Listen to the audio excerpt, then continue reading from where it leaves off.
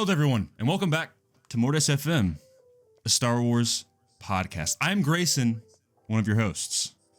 I am Cole, the second host. Grayson, what are we talking about today, man? I'm feeling some strange deja vu here.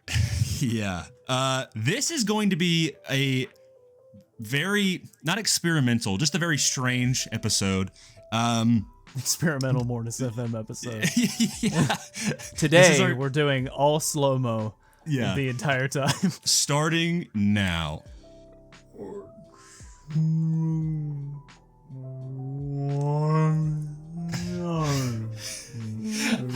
I'm gonna edit this to be even more slow motion, so you're just gonna be like really slow. That'd be really great. And scene.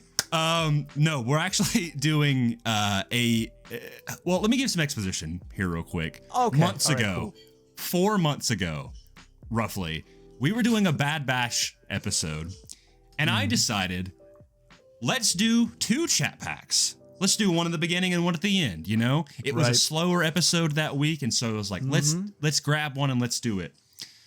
Well, you will see here in a second that the chat pack question that we got was a lot more long-winded and detailed than we had planned. It was so long that at the end of it we were like, let's just make this an episode, actually. Yes. The bulk of the episode will be us in the past.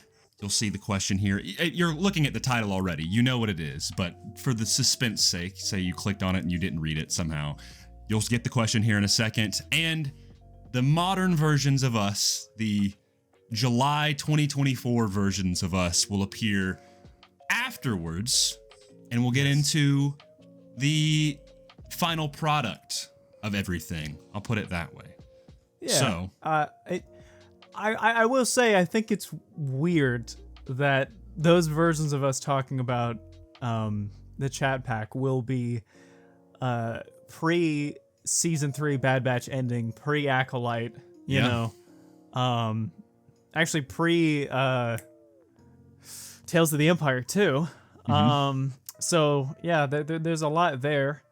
And then fast forward, and I don't know. I'm curious because I haven't heard that recording in a long time. So I'm wondering if we're gonna say anything about those 3 IPs or entities or whatever. there is one moment that you speak about Omega's fate near the end of Bad Batch, very briefly. You'll see here in a bit. That's really the only thing that gets around that. Most of it is pretty locked into what we're talking about. But you got anything else to say about it before everyone dives in? Have fun, be patient, just enjoy the ride, because it's a lot of rambling, but it's a very good chat pack. So strap in.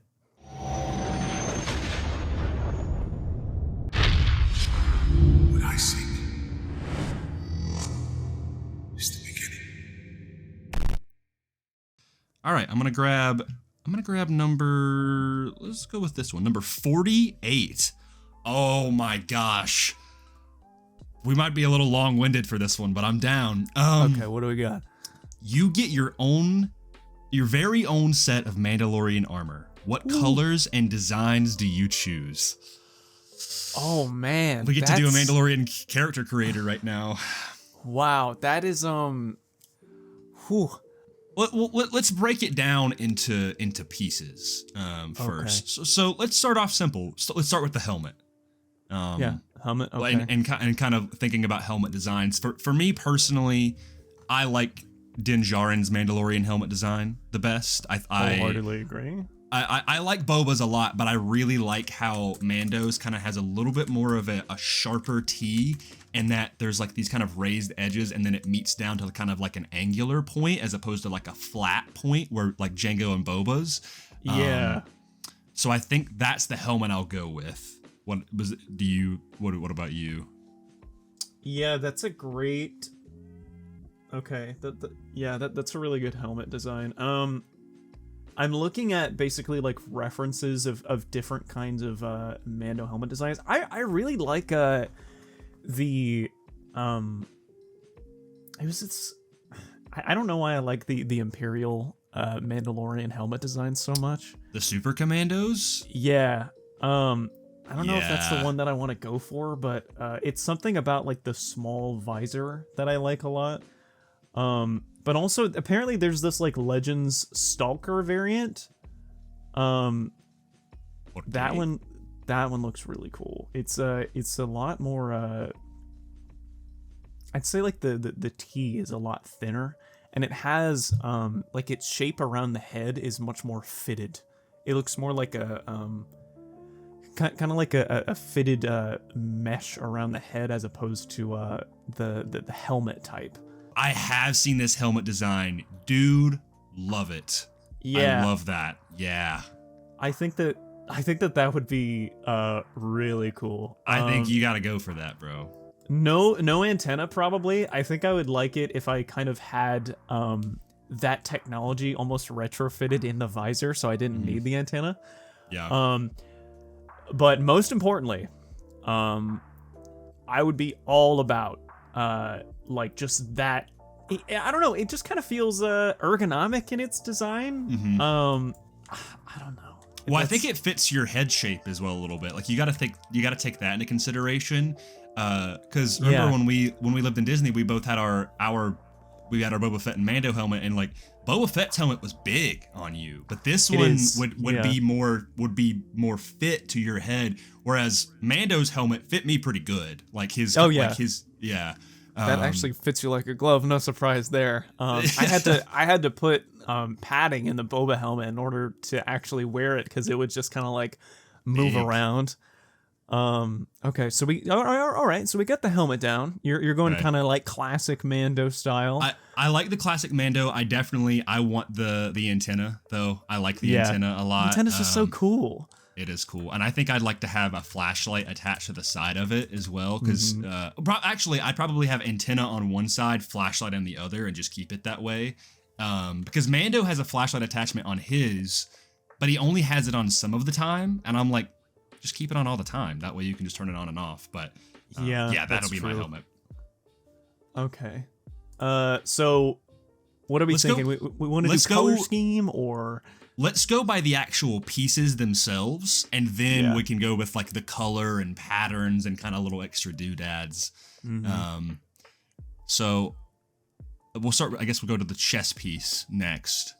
Chest piece, yeah. I'm looking at a bunch of different armor designs just kind of for inspiration here. Yeah, because there's a lot of Mandalorian armor, man. Dude, I mean, ever since oh man, I forget what the movement is called. The Mando Mercs? Yep. Is that what they're called? Yeah, it's like they're all about just kind of the custom designs of Mandalorians. Oh, dude, there's so much creativity, man. I think for my Mandalorian chess piece, I'm actually gonna mix and match a little bit here. I'm gonna go with the kind of pre-Vizsla style Mandalorian chess piece, where it's a little bit bulkier. Yeah, that's cool. It's a little bit wider as well. And I really like when they have the kind of like the blinking numbers on the side. I agree. Yeah, I think it's really cool. So I think that's what I'm gonna go with for my chess piece. I think for me, there's like trying to look at the KOTOR designs, like the Mandalorian KOTOR stuff. There's like one that they have where it kind of has a more of a kind of a rounded style chest that there's a lot of Mandalorian armor in the Old Republic. Yeah, they've got a really good simple chess piece. I actually like that a lot. This is, I didn't think they would be. When I chose this, would be in like a whole character creator right now. Dude, what? This person made a Omega concept Mandalorian armor. What? Look at that. That is so cool. That is insane. That's just such a neat idea. That's really cool, dude. The 99 on the helmet, man. I know. I love that. Basically Bo-Katan's armor, but with the helmet being like a super commando. Okay, I found it. I think I found my chess piece. Okay. It's very so my chess piece is going to be very similar to the standard Mando design. Oh my gosh. Yeah, it's not as bulky, but I think it feels very simple but durable at the same time.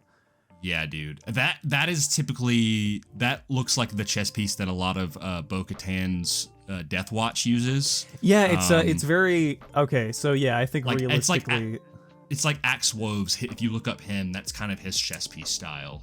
yeah. So I suppose the chess piece style I'd be going for is pretty Death Watch in design, which is similar to you as well. Yeah. Since you're pre-Vizsla.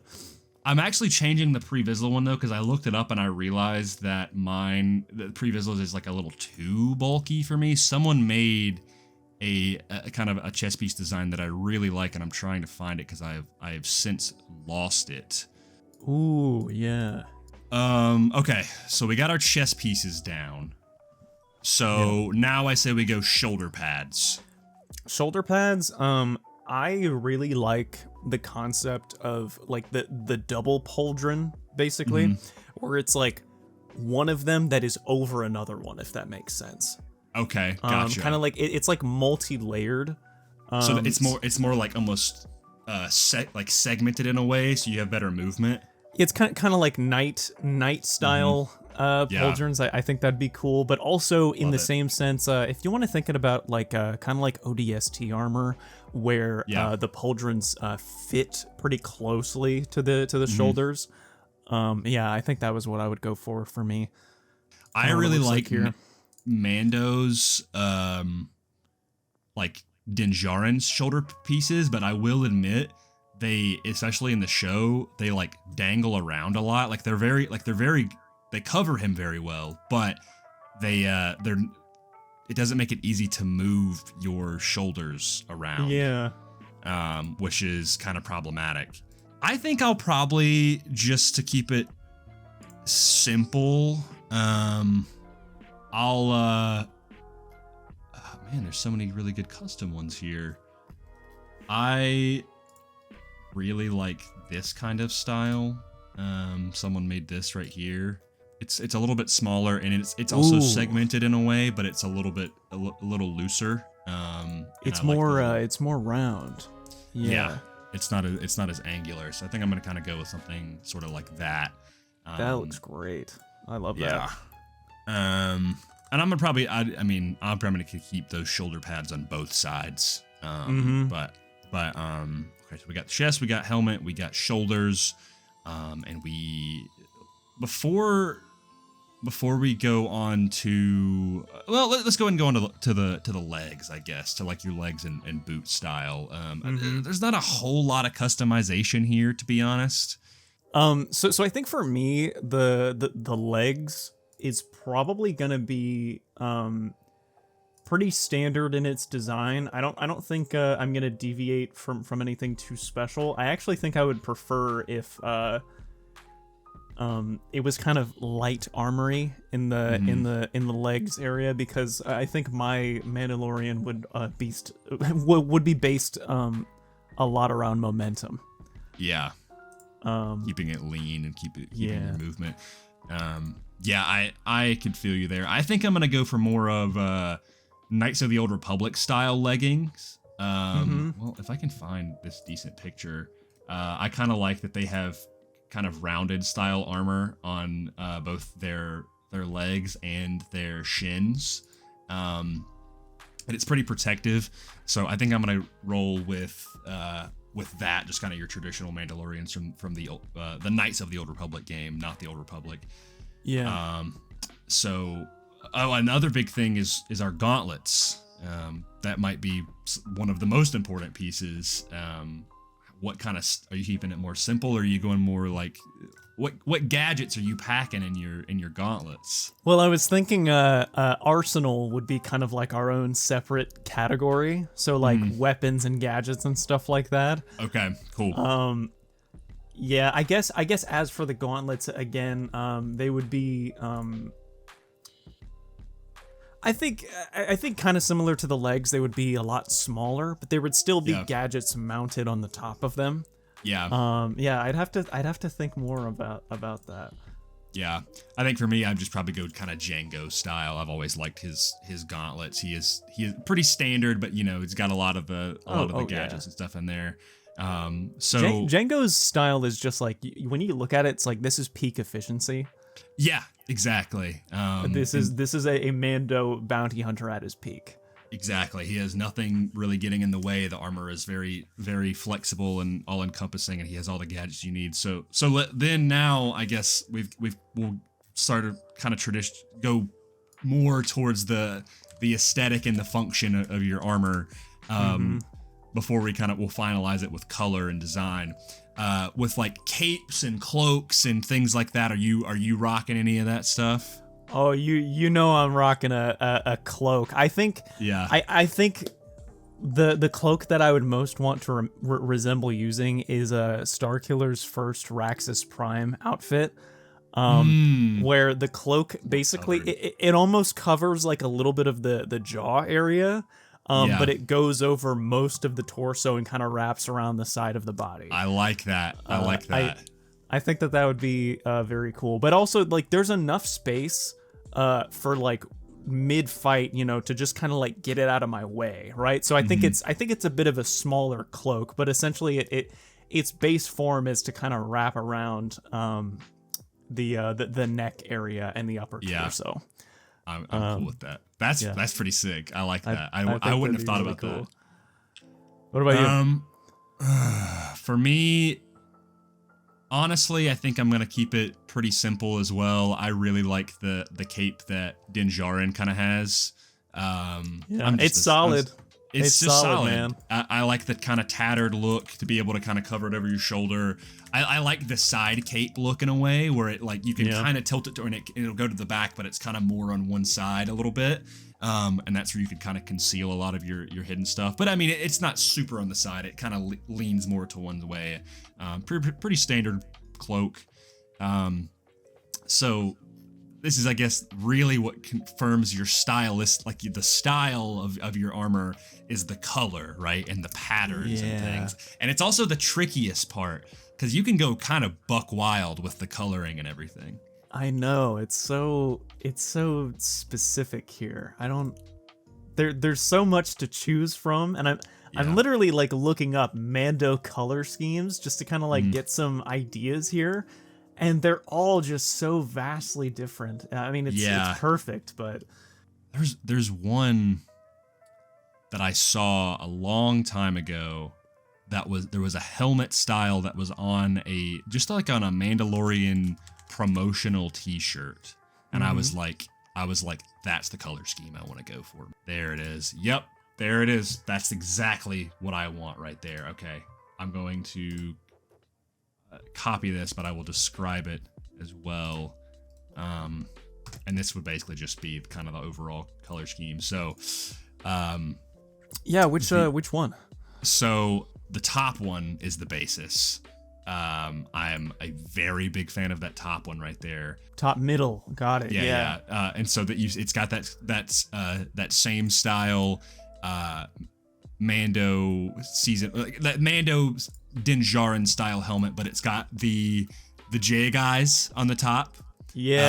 Which I'm just such a big fan of. But then combine that with the bottom left where it has the antenna and it's a little bit more beaten up, especially in the front.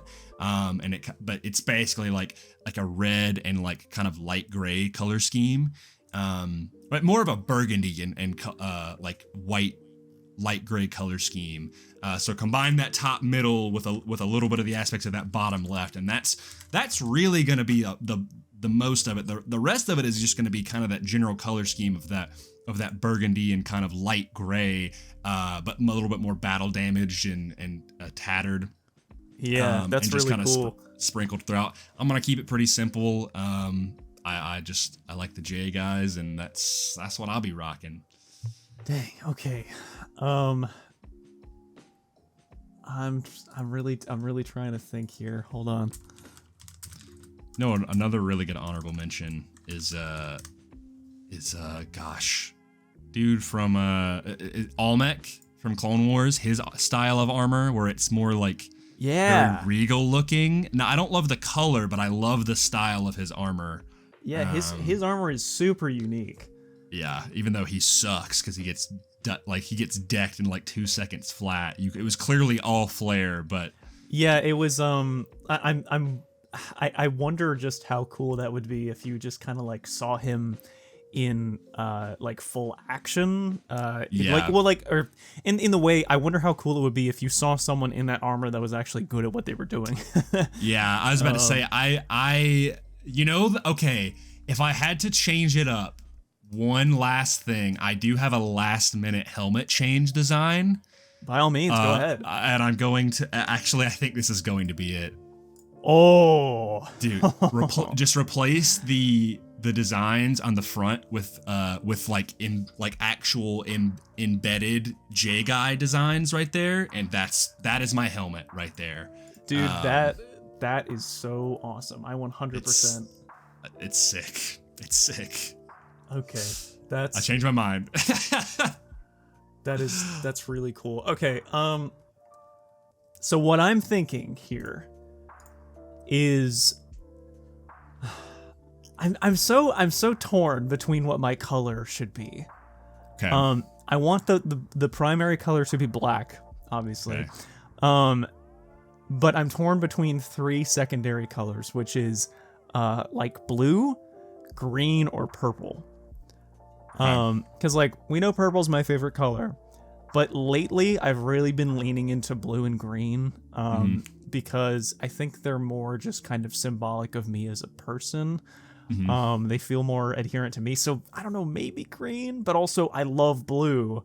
Like whenever I wear blue, it makes my eyes pop. Both blue and green do that, but I think there's a way you could mix in all of those colors and not make it look bad. I think personally, maybe you would stick with like some purple and blue accents on the like the helmet and the chest piece as well. So you keep kind of like a almost if for video watchers the kind of the color, like when you go for more of like a washed out black color like this, so it doesn't look just like straight matte black, and kind of go for that washed out black look.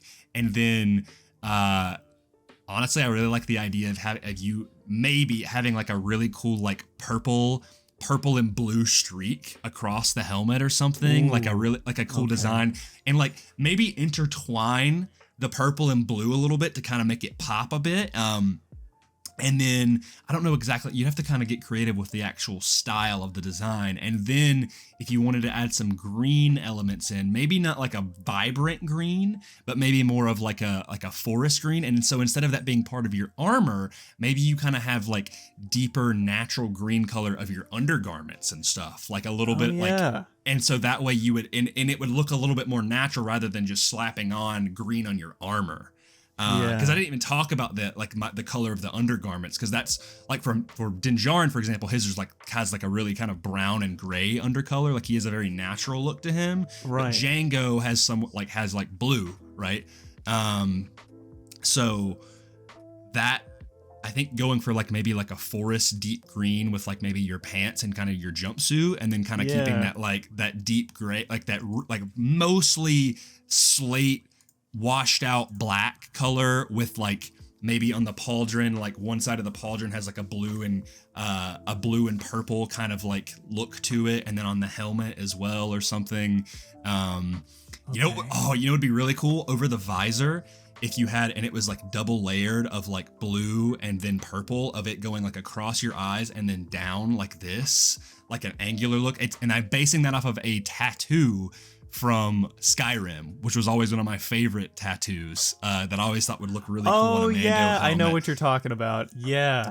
And so like it would have like it would maybe like, it would be cool if it was like a gradient, right? Where it's like it starts off like really like blue and purple are like kind of harsher, and then as it goes down they become more isolated colors.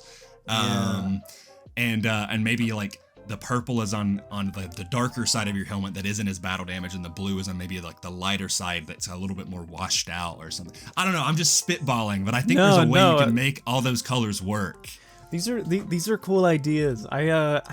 I guess I'm just really I guess I feel just really set on like a specific color scheme, you know what I mean? I think I have a cool design though. All right. Okay. Hear me out. I don't know the color yet, but I'm gonna send this here. Essentially, it is similar to the Clan Ren armor. Okay. Where they have but instead of like the designs that they're doing, it was similar to the kind of designs from like World Between Worlds, like those kinds of like circular patterns and whatnot. Okay, I like that. Even think the Clan Ren, like their helmets have like more like round kind of designs on them and stuff, which I think is really cool. That would work. Yeah, I think that'd be really cool, and I think maybe what I might want to go for is what do you think? Light blue or light purple? For what? Like those accent designs. On the washed black armor, those kind of accent designs. I'm thinking maybe blue. I think it would be cool. Honestly, it could go either way. I'm looking though at the Clan Ren one that you sent me, and I like that he I believe it's his name Tristan, I think.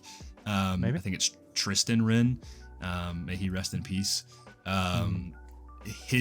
How Sabine made him that one pauldron that has like the purple on it. I think it'd be cool if maybe you stuck to one color, but like one of your pauldrons was blue or purple, right? The contrasting color to add that because black, blue, and purple all really complement each other very well.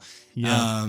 So maybe in like one of your pauldrons, you've got that main blue color with a really cool design, and there's a little bit of just like natural, and it could be purple or it could be green, but I think keeping that black, purple, and like that blue tertiary color of just little sprinkles here and there to kind of make them all complement one another. I think you should go. I personally think though I like the idea of like the washed out black with the purple. Yeah, I think we'll go with that for now. Yeah. Okay, well, Grayson, there is one final design question that I have for you here. What's your signet?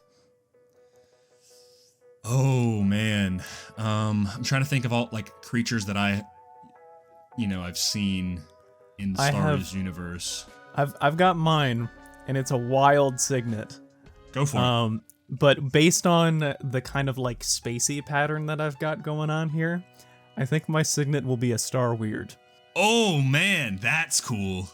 And I don't think I want to potentially explain like the story of how he got that signet. Yeah. I think I kind of want to leave that ambiguous.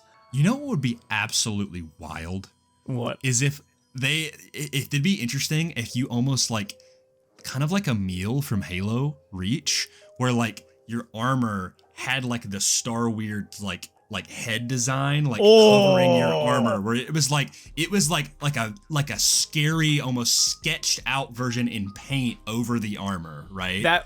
We have to do that now. That's okay. Well, I guess that's the design. Yeah, that would be like scary, dude. Like imagine like a bounty hunter hunting you, and they just have like this horrific Star Weird design. That would be mean looking, especially on the helmet where they just have like it would almost be like a weird demented space skull, and like it would look really cool, man. Oh my god. Like, oh my god, dude. That's that like your thing. So cool, yeah. There you go, man. That's so cool, dude. I'm glad you mentioned the Star Weird, because that is a tough look. God, my signet. I'm trying not to be like basic, because I'm trying to think of like all of the different creatures and stuff, and I'm not trying to think too much of the story of it. I'm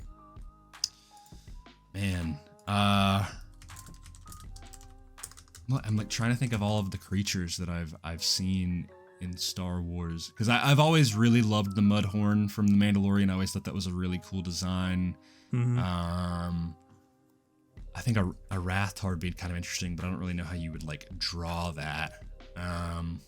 I like it. I'd love for like the signet to not be on the pauldron, but to be like fully on the chest piece in some cool way. Well, if it was like a Rathtar, it could be kind of like the same design choice where like it's in the middle and the tentacles kind of like spread out, you know? That would be cool. They could like go along your arms. Dude, if imagine it's like kind of like airbender tattoos where it's going up your arm, you know? Yeah, dude. Oh, man, I do like Rathars, but I don't love Rathars that much is the thing. Yeah. So I'm trying to think of a creature that, and immediately I'm like, oh man, a Lothwolf, but I'm like, that kind of gives the implication that like my character killed a Lothwolf, and I don't like that. I like Lothwolves. So I'm trying to think of something else. Maybe like a Nexu, you know, and it's all about like claws and teeth. Like that's just kind of your thing there. An Acklay would go hard. An Acklay's skull on the chest piece, or even like on like the Acklay's eyes, like on the armor with like the J guys and stuff would go. J guys like kind of like different version where it's Acklay eyes basically, and maybe the pincers kind of like are on your arms here. Dude, that would go hard. Cool. I honestly, even if it was just an Acklay's skull on the shoulder pad, because I think Acklays have really cool skull designs where they're like really linear and they have like all the eyes and the sharp teeth. I think just even having the skull on the paw would be cool enough for me. Like, I mean, there's a lot of experimentation, but Acklays scared me a lot as a kid because they're like, especially in the 501st missions on Battlefront 2, like when you're on Felucia. So where are they? Remorse. Oh no, they're all dead. Dude, terrifying. So I'm gonna go Acklay. Man, a Star Weird though. That's such a good idea, bro. That is such an like that has so much meaning behind that too. Like I know, that's why I don't think I want to explain how he got that signet. Oh, it's like a Yoda thing where like you don't explain it. You just roll it. You're like he just got it. There's by natural implication, you know that something went down with this Mandalorian and a Star Weird, and he walked away. Yeah. I just think that's really cool. Okay. That is neat. So Arsenal, what do we got? Oh man. Okay. Well, listen. I mean, you gotta have a jetpack. It's a rite of passage, isn't it? And I've always liked the slimmer jetpacks where they don't have the giant missile poking out. The smaller ones. So I'll probably go with a jetpack. And then we don't see him as much now. Depends on the armor. I love the shields that pop out of the gauntlets. Oh yeah, that's you're all about that. I love the shields, so I definitely would honestly, if I could have them on both gauntlets, I would, because that way I could interchange. Listen, I don't care. I know I'm copying a lot from Din Djarin, but the Ambin pulse rifle that he has is one of my favorite weapons ever, and I am carrying that with me as much as I possibly can, because it's also a melee weapon, right? Like it's got the end of it, so you can use it as like an actual as a very long range weapon, or as really up close and personal. And then I am such a sucker for the Westar pistols from, and honestly any version, but I was as a kid, Django's pistols were like, I loved them. Yeah. So if I could, I'd be rocking two of the Westars, because it's just like pew, pew, pew, pew, pew. Oh man, I love it. So you and I are so close in that. Yeah. That I want two pistols as well. However, I want them to be like Cad Bane's pistols. Those are some of my favorites. Yeah, because the specific sound design for his pistol, where it's like pom pom pom pom, like it sounds power. So great. Yeah, I love those, man. That honestly is making me reconsider, where do I want a jetpack or do I want rocket boots? Ooh, because Cad Bane rocks with the rocket boots, and those are pretty rad. He does, yeah. I almost feel like those would suit you better, though. Because I'm kind of doing like some pseudo Cad Bane inspiration here, and you're kind of going Mando Django. So, and I also think with the visual of the Star Weird being painted on your armor and then having rocket boots as well, because it's like he's levitating, you know. Yeah, yeah. So Yeah, I think that was what we'll go for that. We'll go for the rocket boots for me. You can still have them though if you want. I think I'll go traditional jetpack. There's nothing I like that. But I will say this though. What's that? If you're going traditional traditional just jetpack style, you should do it where it is a one thruster. Like it's just one thruster as opposed to the two. Oh, as the dual thrusters, I like that. Where it's that's a good idea. I'm cool with that. I like the idea of it maybe being a little bit slimmer as well. Yeah. So it's not as big on the back. And then I don't know if I'll go 2 pistols. I actually think I'll just go 1 Westar. Just because I really like, especially with Din, how he has a really cool pistol as well. But he'll be able to he can go around corners and hold it with one, or when he has the rifle out and the pistol at the same time. I love that visual because he can just whip one out and have the pistol out too, and I love that. Well, I'm also imagining for the potential if you have a only one pistol, you would want it to kind of have some power. So, I mean, what if you, in your arsenal, you also had potentially a Briar pistol with your shield, because, Never mind, I want a Briar pistol. yeah. So you've got your shield on one of your arms here, but then you've got the Briar pistol with the heavy charge in the other one. Yeah, dude. Okay. Scrap listen, I love the Westar. Scrap it. I'm going Briar. All right. And the Briar, I always love when things are in the back, and so with Kyle Katarn specifically, he has his Briar on one side, but he pulls it out from the other. I want to be able to have it on the back. You remember how Titans and Warlocks, they have in Destiny, they have their hand cannons on their back versus the Hunters have it on their side. Yes. Yeah. I like the idea of it being on the back, so it's it would be hidden, especially with the kind of cloak that I have. That would and be then so cool, man. I feel like I'm gonna try to pick one more thing because I don't want to cram too many things, because I feel like you kind of have to go one or the other. I'm not gonna go Whistling Birds because I feel like we've never seen Din with the shield thing, and I feel like it might have to be a one or the other. Anytime we see someone with the Whistling Birds or the missiles on it, they typically don't have the shield. So I'm gonna go with the shields on the gauntlets, no Whistling Bird, and I'll probably go. Do I want to go Flamethrower? Nope. Grapple hook for sure. Grapple hook, yeah. So it's shield, grapple, and probably, I guess with that maybe you have the knives as well, or you can because you see Django use them as he's trying to slide down, the blades pop out. Some vibra knives. Yeah. So I think that's my gear. Okay, so for me, we've got the rocket boots. We have the 2 Cad Bane pistols basically. I think for the gauntlets, your Mandalorian's scary, bro. So what's some good gauntlet tech? What I'm thinking is maybe what do they have, those yellow electro whips, right? That they can shoot out and it wraps around people and electrocutes them, I think. Yeah, I think the Zygerians use those. That's right. Yeah. That would be cool if you had that. What's some other gauntlet tech that they have? I think Whistling Birds would honestly kind of fit for my character. So actually, imagine hearing the screeching of the Whistling Birds as you're chasing a target. Oh my god! There's such a heavy, menacing presentation with your Mandalorian that I feel like you kind of have to buy into that. And so I think the idea of having a retractable light whip, kind of like the Zygerians use to be able to lasso somebody, as opposed to kind of a cable, a traditional cable, and then having the Whistling Birds that you could do to take out a ton of targets at once and create that just that howling shriek, and being able to take out a ton of targets at once go really hand in hand. Dude, imagine he's levitating in the air, and maybe he's kind of silhouetted by the sunset or the nighttime cityscape or something like that, and you just hear that Whistling Bird sound. That would be so cool. Okay, all right. So we got rocket boots, we got the light whip, Whistling Birds, 2 Cad Bane pistols, and I think the 2 final things that I would look for is because when you have the pistols, you kind of like the idea of having a heavier weapon. I think a sniper maybe. I think I'd like a sniper.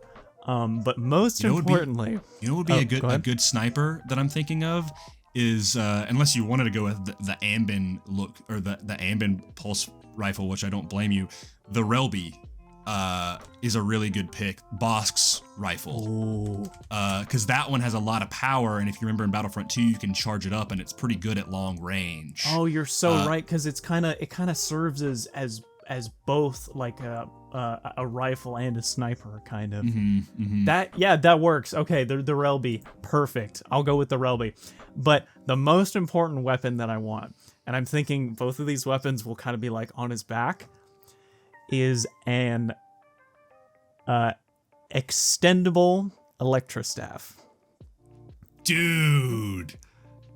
It would also be really cool, especially because you kind of already have these you have the black and the purple, but with the yellow light whip and the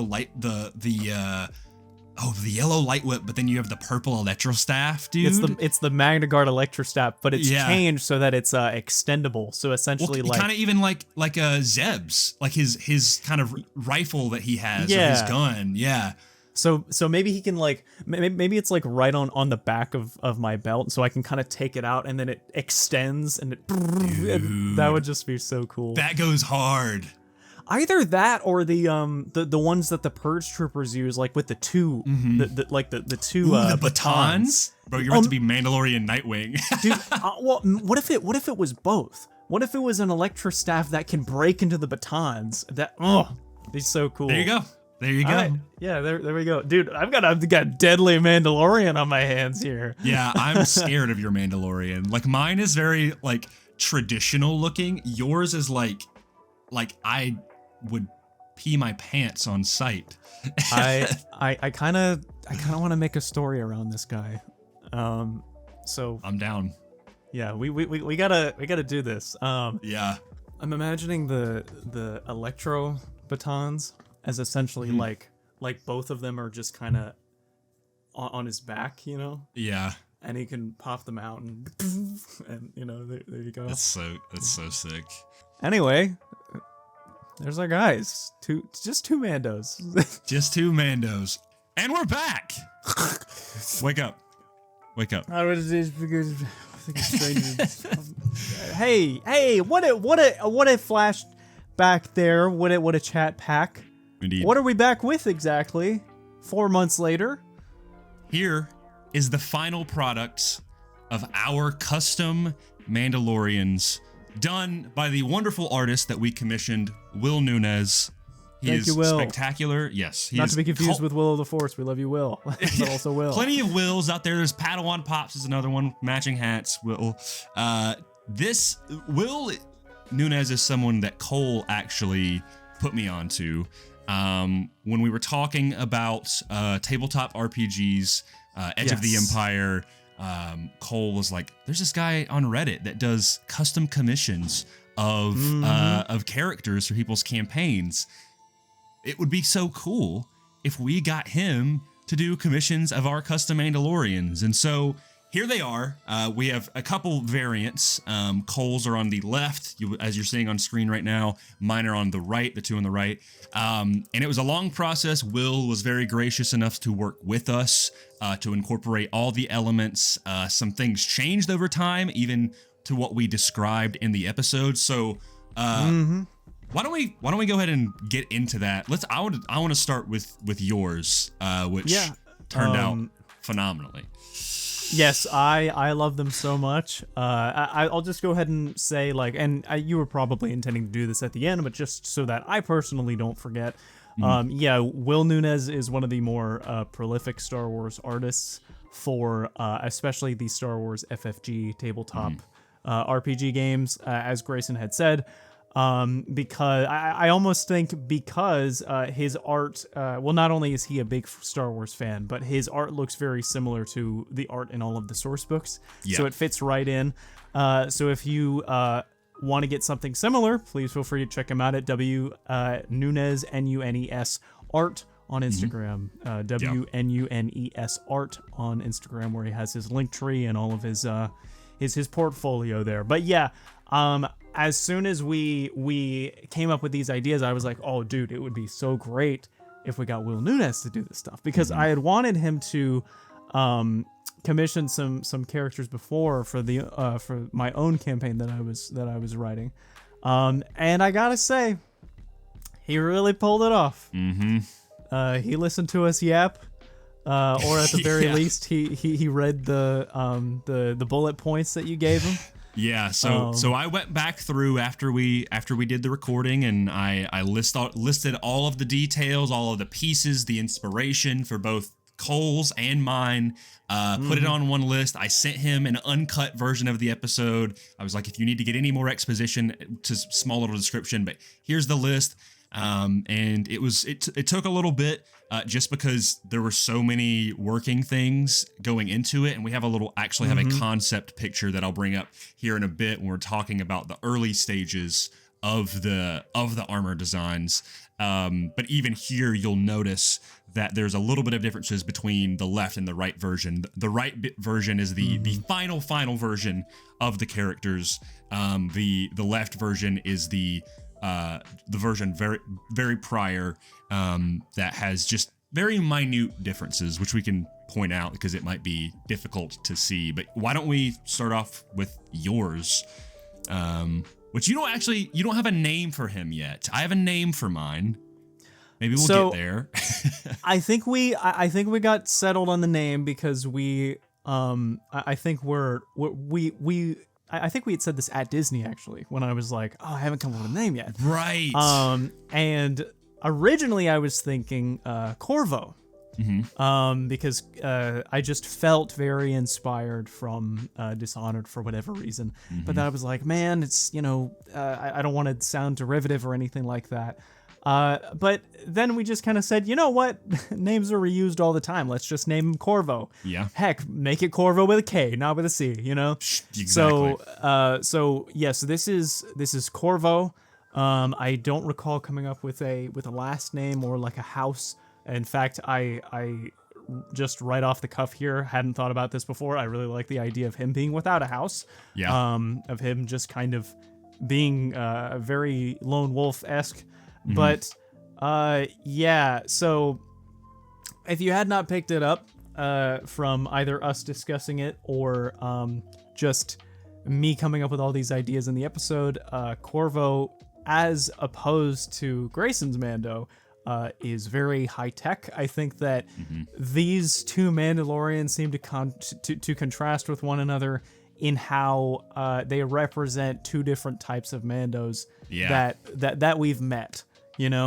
I think that you can get the kinds that are a lot more similar to kind of season 1 Mandalorian before he picks up too much of his gadgets, but also very just traditional Mandalorian, where the things that he has are few, but that's all he needs. But then with Corvo, it's just kind of a complete arsenal of improvised weaponry and all of these new age tech stuff, especially with his two with his combinable and detachable Electra staff and two batons. Yeah. Not to mention the jet boots, which was a great idea on your end. Oh, thank you. So I think that it was really Will was able to encapsulate exactly what I wanted for Corvo. He was able to design it to a T, and I love it. I think it's great. Yeah, I actually shared it with a couple people in our close circle just to during the concept phases. I'm super excited about this, and I noticed this as well. Yours is incidentally, I don't even think it's just kind of by proxy, heavily. I wouldn't say heavily similar, is somewhat similar to either a Halo Spartan or ODST, even down to the shoulder pads and the color palette and everything. Feels you feel simultaneously not there's definitely a bulkiness, at least, but with the cloak and everything, but not too bulky. And just having that the pistol on the side, the rifle slung across you with the batons, you've got essential tools for someone who's in combat frequently, It's you can almost tell that he does not have a kind of warehouse to go back to. He just kind of is prepared for any sort of situation, right? And I really like that. I think initially it was kind of hard to determine just how viable it would be with just how much he's carrying on him. Yeah. But I think with the batons being on the back and then the pistols and then the jet boots as opposed to the full-on jetpack, You still I think have a lot it's of like, maneuverability. Yeah. yeah, it's well optimized. It's well optimized. And yeah, I just think that that's it. I love the way that this works. And I love that we ended up settling on the purple visor because I just think it works with him so well. But you did come up with a great idea actually before we started recording today. Yeah. Which was that the blue visor on the left could be simply a different mode that he switches to. So I'm just going to go ahead and say, yeah, that does happen. I don't know honestly, what do you think that blue mode could be used for? I think, honestly, I think it's really cool if it was like thermal or like Yeah, a sun really shield. cool. Like, you know how, like in space, you know, they have like an astronaut's helmet, like a bubble helmet has the thing they pick up. And so when they're on the moon and the sun is shining, they put that down and it reflects it. That would almost be like a sunglasses mode in a way where you're saying you're on like a place, or alternatively it could be like a night vision mode where like it's you're in the dark and it turns blue and you're like a predator almost. Where it's like, and it go, or the biggest inspiration that I brought, although you can't really see it, was Arkham, where when Batman goes into his detective mode, or even in like the Dark Knight, his eyes change to whatever kind of mode the cowl is in. And so who's to say that it's not just blue? It could turn into other colors. It could go yellow, it could go orange, depending on what mode it is, because you liked the idea originally of not having the antenna, that the helmet has everything built into it, right? I was about to say that. So yeah, with this helmet, I said, you know, no antenna. All of his different modes and scopes are built inside the visor, because again, we're going for high tech, high usability, high mobility as well. So everything's got to be kind of optimized for efficiency and utility. So he has to be able to do a lot of things without carrying too much at the same time. Right. So it would make sense that his helmet, very small and less bulky compared to other Mandalorian types, would be able to do a lot of things like built into that visor. The biggest inspiration is, I don't even think in the specific episode, actually I know for a fact, we didn't really bring up the idea of you having a glowing visor, but when you mentioned, as I was going back through, of like, oh, mine has the antenna, yours doesn't. It has the idea of everything being in it. I was like, well, that kind of reminds me of a Commando's helmet, because Commandos notoriously have that blue glow because they have superior helmets to a standard clone or stormtrooper or whatever. And so it's like, well, this is even better than a Republic Commando helmet. This is like, you put it on and it's got all the bells and whistles in it, right? Which was being very lightweight. Again, just great idea on your end. You really helped me out with kind of like putting these pieces together. But and then I think I was like, well, I mean, what if it was purple, right? Because we've seen. I remember telling you, I was like, well, Gar Saxon's is like glowing yellow, yes, right? Exactly. And kind of like orangish. So maybe it could just be another color to fit with it. Right. And just on top of that, I really want us to cosplay these guys in the future. Dude, I think that'd be just really cool. I already have a guy in mind that I think I'm going to get the helmet commissioned for mine, just to get it started, you know, because I mean, what a killer display piece like some of these pieces would be, you know, just the helmet and like the helmets and everything.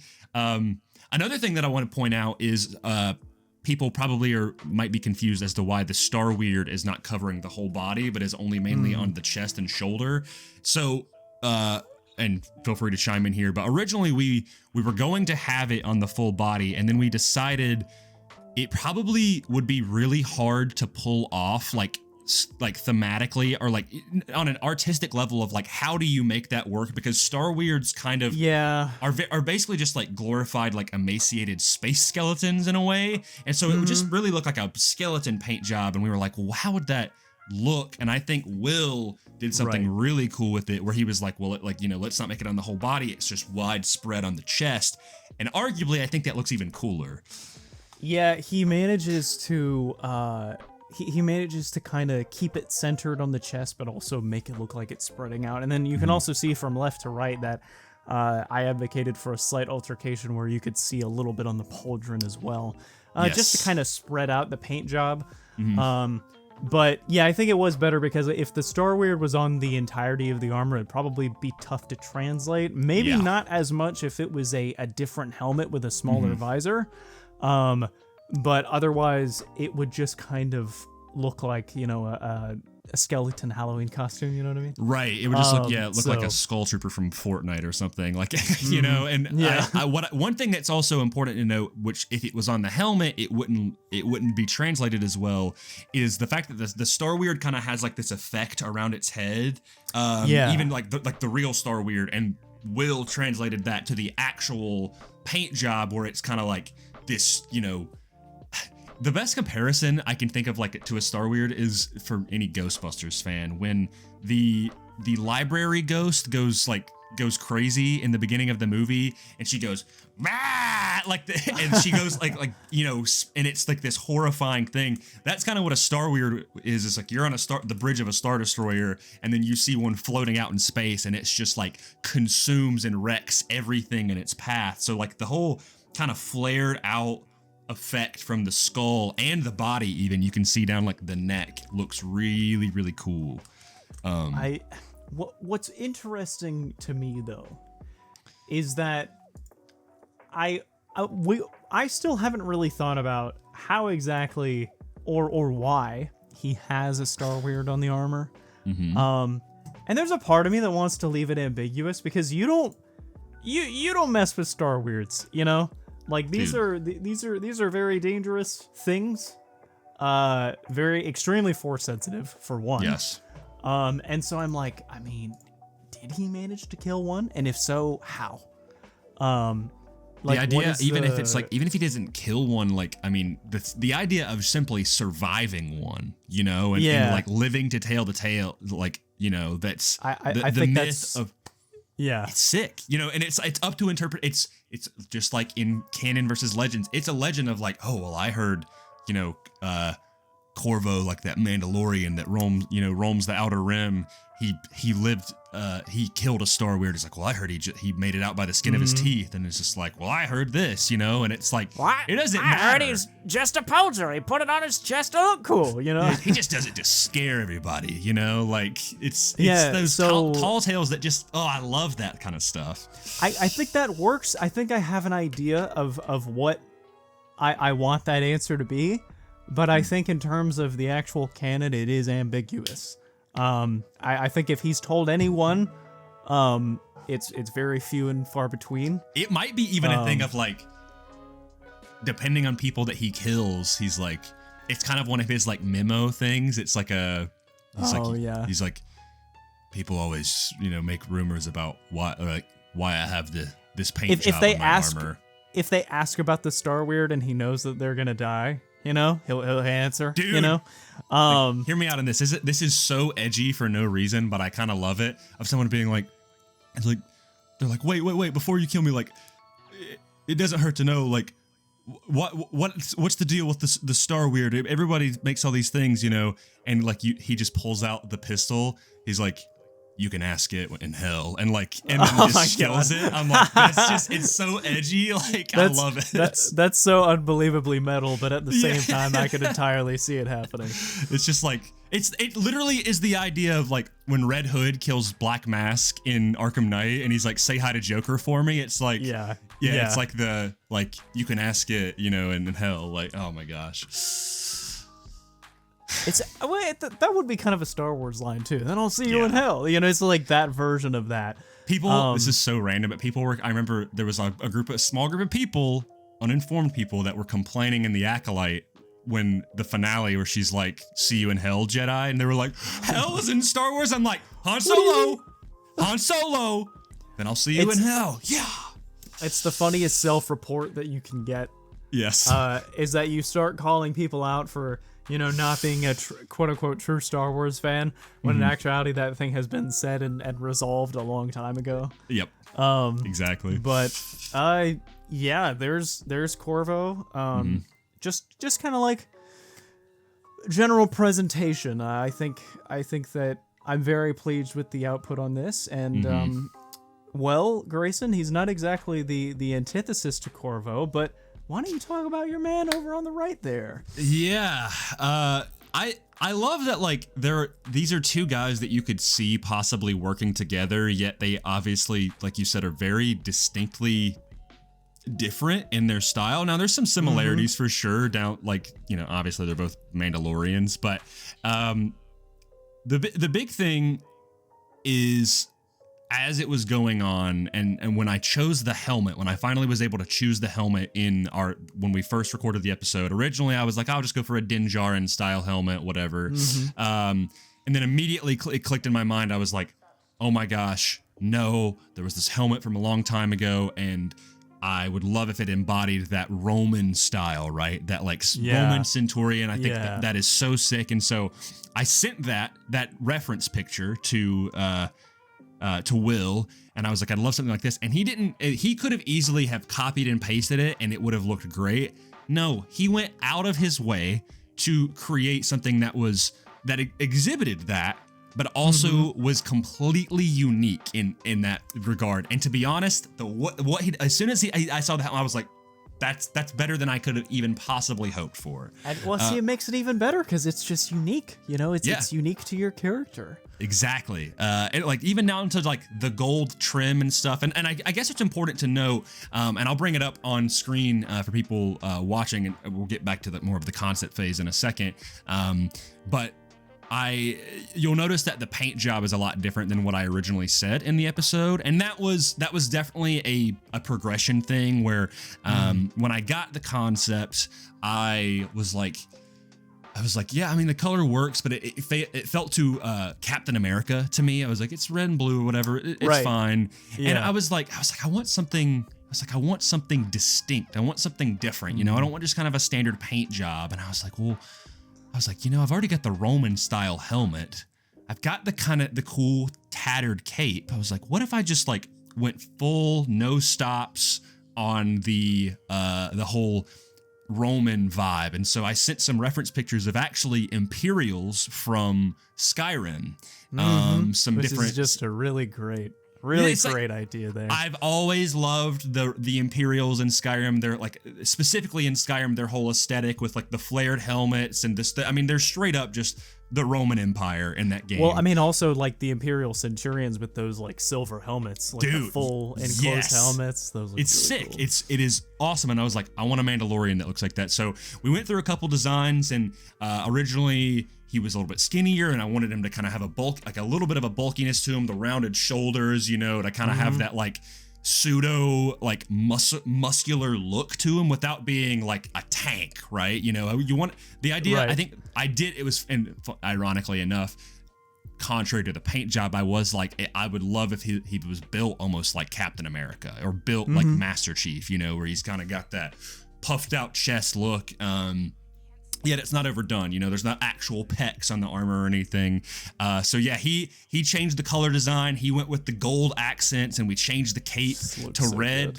Because originally it was the armor was red and blue with a brown cape, and then we were like, let's do the red cape to really make it pop, I was about to say, the red cape just really pops. It just makes it work so well. I love it that it is Din Djarin styled, but it's just, I don't know, the red makes it look so, the contrast looks so nice. So my Mandalorian is named Jarau Ultimus, which is, again, a very Roman style name. It's a legendary sounding name. You're right. The idea was I was thinking of other names of Gar Saxon and Rookcast and Prime Minister Almec, and I'm like, they have these really Mandalorian sounding names, and I was like, Jarau Ultimus. Yes, Jaster Muriel. There's another one that I'm blanking on. oh shoot, it's Jodo Cast, like Yeah. all those people, and I'm like, who? I'm like, what's a name that feels Roman yet Star Wars and yet Mandalorian? And I was like, originally I was like Jirax Ultimus, and I was like, no. Or originally it was just Jirax, and I was like, Jirax feels a little too basic. And then I was like, ooh, Jarrau. And so it's Jerau. And then I was like, oh, I always love like when Roman names end in like US, you know? And I was like, Yeah. And so I started just very powerful sounding. right. And so I was like a Skyrim character like General Tullius or something like that. Septimus. Yes, Septimus Cygnus, like stuff like that. Yeah. It's just like, oh, that goes hard. So I went with Ultimus because I believe I got the Ultima part from like the term alto. Or like there's like a specific cloud that I'm drawing a blank on where it's like it's mostly supposed to be like it means Cumulonimbus. Like high. Yeah, like there's one that's like oh, I think there's like an Altus cloud, or maybe Altus is also from also from Elden Ring. Yeah, and I was like the Altus Plateau. Yeah, and it means like high, right? It means like, you know, on the most high. And so I was like, well, he's already got this kind of regal ceremonial warrior look to him. Yeah. Let's go with Ultimus, man. I was like, that goes, it fits. So yeah, that was the name that I stuck with, and we fine-tuned the color palette. You'll notice that the difference between the left one and the right one is that on the forehead, the left one does not have the J guys, where the right one does, which that is my signet. And I personally believe, I don't know I don't think he would be Death Watch or anything. This is definitely a Mandalorian that exists in the original trilogy for sure, for reasons I cannot speak on quite yet. I'll just say that I'm utilizing this character in one way or another. But I liked the idea that his J guys were kind of part of his signet, that he was a hunter, you know, and that he earned that title. So I like the idea that he might be part of Children of the Watch. I don't know. I like the idea of like, this is a guy that does not take his helmet off, you know, and maybe that's obviously is similar to Din. Of course, even I have the rifle, which I said in the episode is like, I love the Ambin Phase pulse rifle so much because it can be utilized as a melee weapon and a ranged weapon, and it's sick. We miss it, you know. I miss a lot of things about Din's arsenal, really, and that's one of the big ones. I think. Yeah. Because now he's just got the pistol, right? He's got the pistol. I mean, of course, he's got the jetpack and the singing bird, or the whistling birds and stuff. But like, he's just got the pistol. So I don't even know if he has. Bring back the Ambin. I don't even know if he has his OG pistol. No, I think he does have his regular pistol. But yeah, like he has no melee weapons or anything. Din, I hope he gets another one or something of the sort, very similar. And of course, it's like it calls back to that OG Boba Fett holiday special look where he has the rifle with the prongs on it.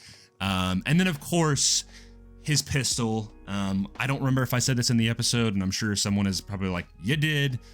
Sorry that I don't recall it off the top of my head. I gave him my favorite pistol in all of Star Wars, a callback to my favorite Legends character, Kyle Katarn. This is a modified version of the K16 Briar pistol, which also Cassian uses a modified version of in Andor, which is super cool. And so the idea of like, he has two weapons that both of these weapons shoot yellow blaster bolts because of them being able to overcharge. Like the Briar pistol, you can charge it up. Same thing with the rifle of like, it just disintegrates everything in its path. He's definitely like a tank type character, you know. Lots of damage, really good defense though. I love the just kind of the way that his armor is shaped. I think it was a great choice to have the curved pauldrons. Dude, because it looks really smooth, but at the same time, you can tell that that armor is like heavily fortified in the most, what's the word for, I guess I would say ergonomic way possible. Yes, yeah. Like Corvo's is more elaborate, I would suppose, but you can have tell a lot of, that like sharp edges on yours. Like it's got like the sharp kind of angular pieces, whereas Jarrau is very contoured. It's very smooth and kind of fits to his like Yeah. to his physique in a way, you know? It feels like plate armor in a way, in kind of its layering, you know? So and yeah, but you can tell that Corvo's is more elaborate, but Jirao's is more hefty. Like it's got it's more heavily fortified. Right. So yeah, I really like just the subtlety of his look there, because it has all of these neat little outlines and accents of the gold around his armor, and so it feels simple, but at the same time it's so iconic and unique in its own way. And both characters have the thing that kind of draws you in. With Jirao, it's his red scarf, and with Corvo, it's that bright purple visor. Yep. So they both draw you in their own way. Yeah. And these are characters that I feel like the silhouettes of just look really cool, you know? Like, and again, what you said earlier, Will, his art style, like, if they were a little bit more consistent on publishing the books, he could easily be an artist for these books. I mean, absolutely. He's phenomenal work, and it just fits right in with that aesthetic. I mean, you could literally copy paste it, put it on a book, and be like, "Oh, that's a cool original character." If I was flipping pages in the Star Wars FFG sourcebook and I saw those, I would be like, "This is so awesome," and I would just completely believe that this was in the book. Yes. I feel like we've just taken PNGs of these two characters from one of the books, and we're like, "Hey, this is our custom made," you know? Right. Exactly. But yeah, so it's just really good. Yeah. I guess like what I want to ask is, what do you think the relationship is between Corvo and Jirao here? If because we liked the idea of them being in the same era and potentially working together, you know. So what are you thinking? What are you thinking? I personally love the idea of like frenemies, of like I don't know, kind of a this is all that comes to mind, like the couple examples, and the first one that I'll say is not entirely accurate, but like Deadpool and Wolverine in a way. Obviously, one isn't like a goofball, and one isn't like uber serious. I would say if there is a character that is a little bit more on the darker spectrum, I would assume it would be Corvo, even just down to the way he's dressed. A little bit. Yeah. I mean, if you're not a part of a kind of Boba Fettish in a way, but I would say maybe even a little bit darker than that, like in terms of just kind of no mercy. And of course. He's not well. I'm just gonna say that, like off the cuff. Yeah. I don't think he's doing all right. He might be doing all right for himself, but you know. Right. A man who encounters a star weird and lives the tale to tale, whether he killed it or not, probably might have some residing psychological or moral issues. Much less makes it his insignia, you know, the star weird. I feel like you have to be a special kind of breed to go, this is what represents me. You know, a symbol of like galactic cosmic horror. Yeah, so I think that there is something strange going on about him, and I really just want to, you know, when we finish this, I'm just gonna start cooking up a little story for him. Yeah. I really like the idea as well of like possibly, like I said, frenemies, but you know, these are guys that they don't quite see eye to eye, but eventually they possibly might work together, you know, and they might actually be like, hey, we're not so different after all, you know. I think they're both hunters, right? So obviously there is a rivalry there, but I think that there is a mutual respect, I would like to believe. It would be like a more slightly friendly version of Cad Bane and Jango Fett in their heyday. Right. I like the idea of early in their careers, like they don't like each other. They're like, that dude is an op, you know? Yeah. Like, they like really hate each other. But then like, I don't know if I said it it's so funny because we keep saying this, like, oh, I don't know if we said it during the chat pack, okay. But I love the idea of, because I had mentioned this before, I know we talked about this before, but it's like Cad Bane and Obi-Wan in the box episode of the Clone Wars. Yeah. And how, of course, Obi-Wan is pretending to be Reiko Hardeen, but like throughout the box episode, Cad Bane starts to have a level of respect for Reiko in a little bit of a way. And when Reiko is about to fall and be duped by this obvious, inescapable trap set by Moralo Evol, Cad Bane saves him and says to Evol, he says, if you're going to kill him, do it like a man. You know? Yeah. And that feels like, I feel like I could see something like that happening, you know? Right. Just kind of one of these two guys saving the other, specifically in a situation where like they couldn't get out of it. And it's like this is dishonorable, right? Like maybe they both they can not exactly bond, but they agree in this Mandalorian sense of honor, right? Right. Yeah, especially because from the timeline of the Night of 1,000 Tears, when the Mandalorians are wiped out, that might be a turning point where it's like, oh, where's not that many Mandalorians left in the galaxy? Yeah, that's very true. Yeah. And I like the idea, I think, even down to because of what their armor represents of, you know, Corvo is a lot more based in like fear and menace in his presentation. I mean, even down to you look at him in on a dark street or a dark alley and you see that glowing T and the reflection of, I even like the idea that the paint might have like a reflective material to it, so at nighttime like it glows a little bit, which would go really hard.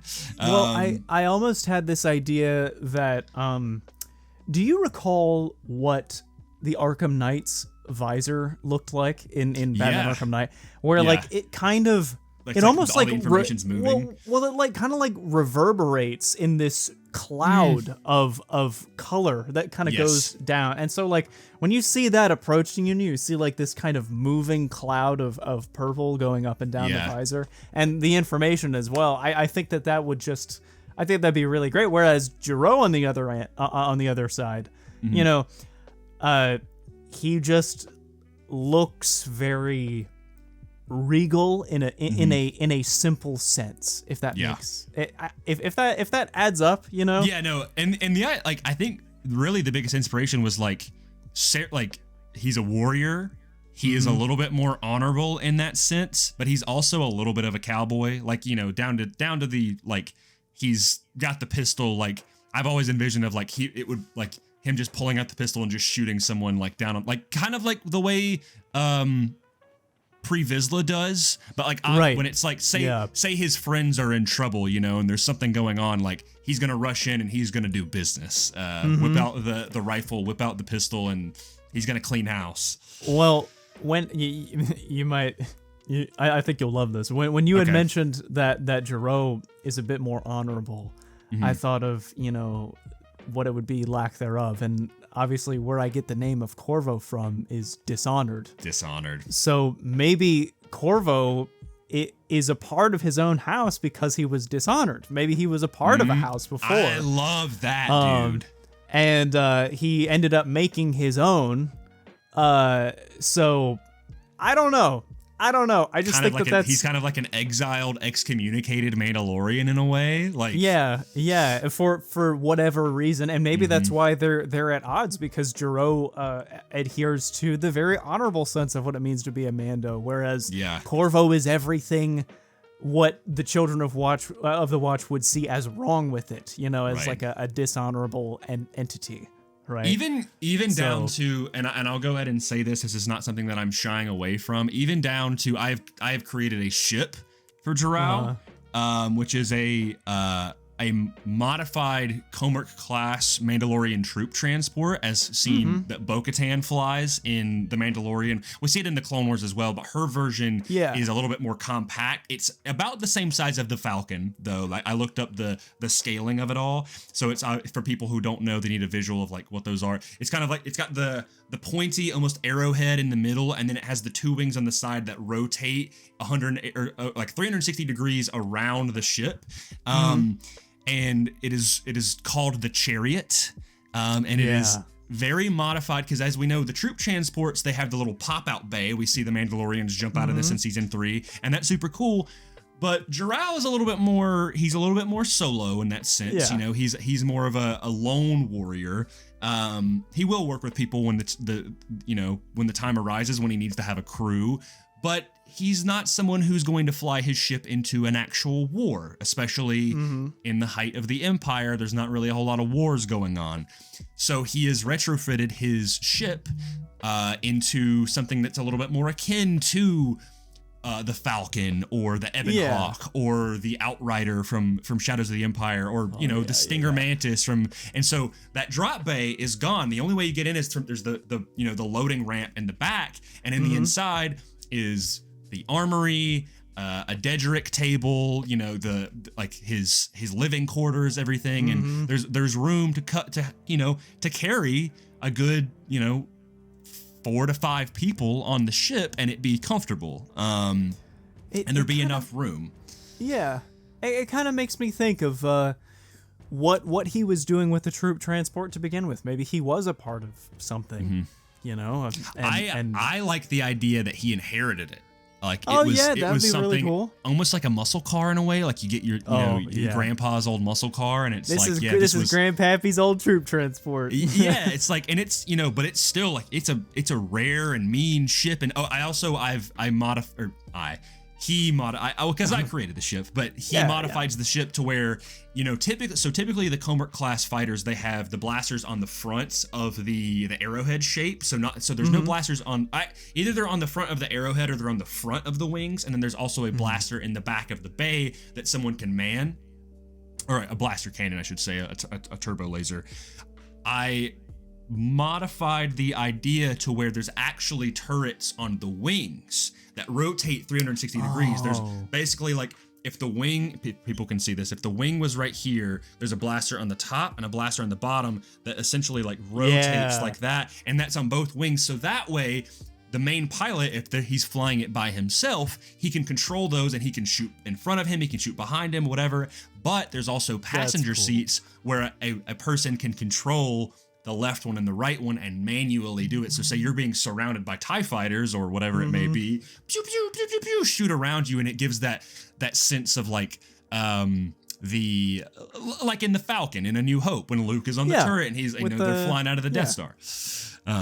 So that's cool. I really like that. It gives like a hominess, but also that tried and true Mandalorian look. And of course, being called the Chariot is such a Mandalorian thing. Of course, it's got the gold accents to match his armor, which might even be, if it was his grandfather's, like he might even have his armor be inspired from his lineage of his father and his mother, and then his parents before him, of having that like regal kind of warrior look. Well, I wouldn't be surprised if those were like the colors of his house, you know, and maybe in an antithetical sort of way, when you look at Corvo, he's a very unconventional Mandalorian. You don't see them with purple visors, much less wearing purple. And so maybe he chose those colors out of spite because this is something that just isn't done, Yeah. Corvo is like almost not 1-to-1, but he's almost kind of like the chrysanthemum of the Mandalorians in a way, and it's like pretty much. Yeah. I mean, what do you got to do to be excommunicated as a Mandalorian? I mean, like that feels. I mean, not specifically from Children of the Watch, but I don't know. And again, that's kind of an ambiguous thing where I haven't really decided what I want it to be, and maybe it's better to just kind of leave it that way for now. Yeah. I personally didn't think about what ship he would have, but I'd have to come up with that. I think maybe like a solo fighter would be neat. You like a starfighter idea? Yeah, I had there was like an inkling of an idea that he had stolen like a TIE interceptor and kind of modified it on his own or something like that. That'd be sick. And it was something that, or maybe like a TIE Advanced or whatever. I was about to say, what if he took one of the Inquisitor's TIE Advanced versions, where it's like that'd be mean, man. That'd be cool. Do you think he would be against the Empire? Like the Empire would be against him in a way? I don't know if. It's hard to say. Like I want to say that he would work with them, but I think it's I mean, like, as if to say like he would probably work with anyone really that paid the right price. but I'm wondering would he want to work with the Empire after the Night of a Thousand Tears? Given his character, probably would, just to kind of further cement that it's a dishonorable thing to do. The bitterness of, the pettiness of like, well, the Mandalorians don't care about me. Why should I give a damn about, what's honorable, Yeah, because you see Boba Fett doing the same thing, but he never really thought of himself as, one with the Mandalorians. But then in Corvo's sense, maybe someone asks him like I don't know, an Imperial officer, like let's say that they're waiting in the hall or something while Corvo is about to get his orders from whoever's captain of the ship, and the Imperial officer goes like, I'm almost surprised one of your Mandalorians work with us, given recent events. And then Corvo, doesn't even look at him, but he just says something along the lines of, doesn't matter to me, I don't care what happens to them, Yeah, I like the idea that he's Boba Fett like in the sense of kind of his shady gray area, but it's a much different than just like, well, Boba Fett's a Mandalorian by being the son of Jango, who even then was kind of a loose Mandalorian. This is more like, no, this guy was a true part of the Mandalorian culture and then was dishonored, whether it was something that he was framed for or he actually did. Yeah. We'll never know. We don't know for sure. Yeah. But that's kind of the idea, and it's like, well, he's a little bit more of a shadier character. Boba is a lone wolf. Corvo is a black sheep. Yes. Yeah. Boba was meant to be on his own. He was never a part of that thing, but Corvo was a part of it, and for whatever reason, he did not fit in there. So I think there's absolutely more of a vendetta towards Mandalorian culture, maybe just out of anger or regret or, whatever. I think that's, again, something I would have to further look into. We're really just kind of like just writing it off the cuff here. I love stuff like that. I mean, it doesn't mean it's anything set in stone. Yeah. Oh, there was something I was thinking about with Jarrell. Jarrell, in regards to the Empire, I don't think he would work with the Empire, but he's definitely not he's not like a rebel. He's not going around like killing Imperials or whatever. Yeah. Like he's like, if there's Imperials going down the street, they might look his way and be like, oh, that's a Mandalorian, but he's not going to, from best as I can tell, like the Empire isn't like, are they actively hunting Mandalorians during the time of the original trilogy? Are they like persecuting them? Not to my knowledge. I think it's like another situation of how Palpatine referred to the Jedi, where like he basically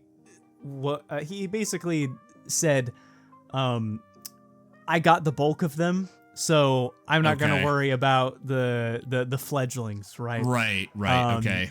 I already destroyed their order, so any, remaining Jedi doesn't even matter.